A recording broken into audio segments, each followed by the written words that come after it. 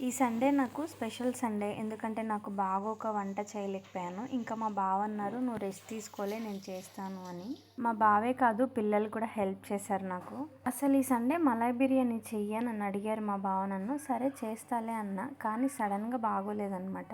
ఇంకా మధ్యలో వెళ్ళి నేను ఒకసారి చూశాను. అడిగి, "మలాయ్ బిర్యానీ కదా మనం అనుకున్నాం. ఇప్పుడు ఏం బిర్యానీ చేస్తున్నావు" అంటే, "నువ్వు చేస్తే మలాయ్, నేను చేస్తే హలాయ్ బిర్యానీ" అని పేరు పెట్టారు.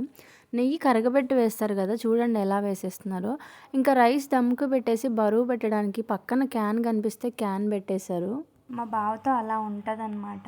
సో, రకరకాలవన్నీ ఇష్టం వచ్చిన క్వాంటిటీలో వేసి చేశారు. స్మెల్ అయితే అసలు అదిరిపోతుంది. బిర్యానీ ఫుల్ గ్రేవీతో ఉంది.